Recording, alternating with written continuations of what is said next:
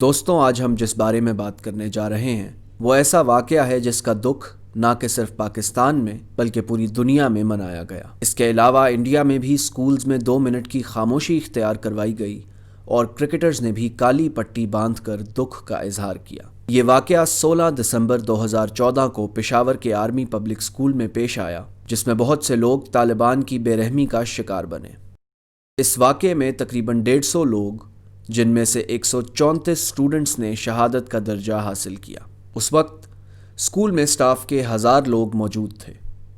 یہ حملہ صبح کے وقت شروع ہوا جب کچھ طالبان اسکول کی دیوار پھلانگ کر اندر داخل ہوئے۔ کچھ لوگوں کا کہنا ہے کہ انہوں نے اپنی گاڑی کو بارود سے بھرا ہوا تھا تاکہ وہ دھیان بھٹکا سکیں۔ وہ سب سے پہلے اسمبلی ہال میں داخل ہوئے، جہاں پر بچوں کی بہت بڑی تعداد ابتدائی طبی امداد کی تعلیم حاصل کر رہی تھی۔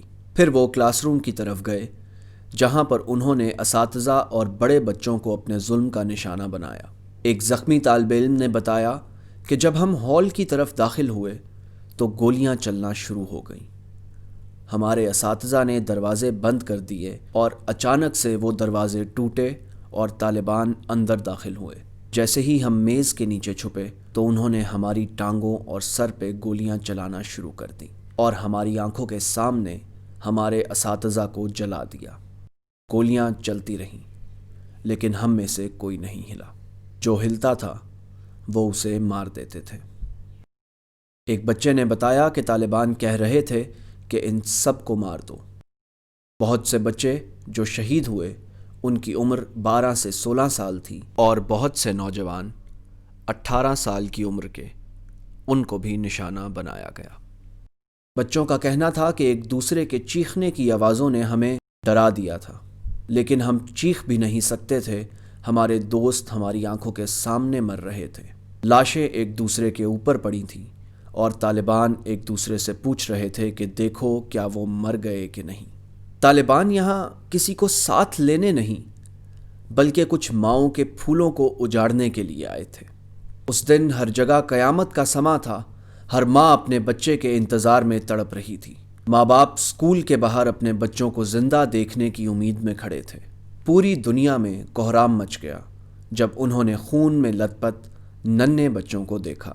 دیواریں بچوں کے خون اور گولیوں کے نشان سے بھر گئی تھیں۔ ہر جگہ خون ہی خون تھا۔ کہیں پہ بچوں کی کتابیں، جوتے اور بستے پڑے تھے جو خون میں بھیگے ہوئے تھے۔ ایک خوبصورت جگہ کو انہوں نے معصوم بچوں کے خون سے رنگ دیا جو دیکھ کے ریسکیو والے بھی رو پڑے۔ ان لوگوں کو 8 گھنٹے میں ہمارے پاکستان کے بہادر کمانڈوز نے نیست و نابود کر دیا تھا۔ اس حملے کا ذمہ دار تحریک طالبان کو بتایا جاتا ہے، جن درندوں نے بہت سی ماؤں کے چمن اجاڑ دیے اور انہوں نے کسی پہ بھی رحم نہیں کیا۔ کسی ماں کی اکلوتی اولاد اور کسی ماں کے بڑھاپے کا سہارا چھین لیا۔ معصوم بچوں کی جانیں لی گئیں اور وہ بچے تڑپ تڑپ کے اس دنیا سے گئے۔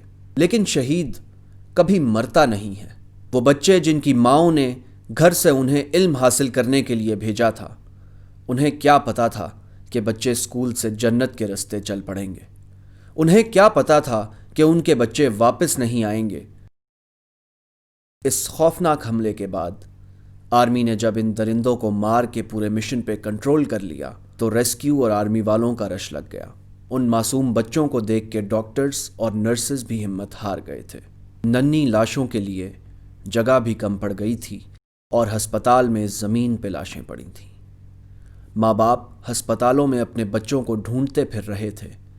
انہیں تو پتہ بھی نہیں تھا کہ زندہ ہیں یا اس دنیا سے چل بسے ہیں۔ جو زخمی تھے وہ بہت بری طرح زخمی تھے۔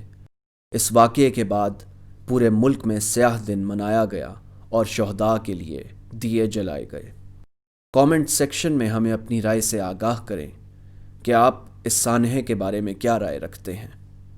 اگر آپ کو ہماری یہ ویڈیو پسند آئے تو لائک ضرور کریں اور مزید ویڈیوز کے لیے ہمارے چینل کو لازمی سبسکرائب کریں۔ میری دعا ہے کہ اللہ پاک ان تمام ننھی جانوں کے والدین کو صبر عطا فرمائے اور ان کے درجات بلند کرے۔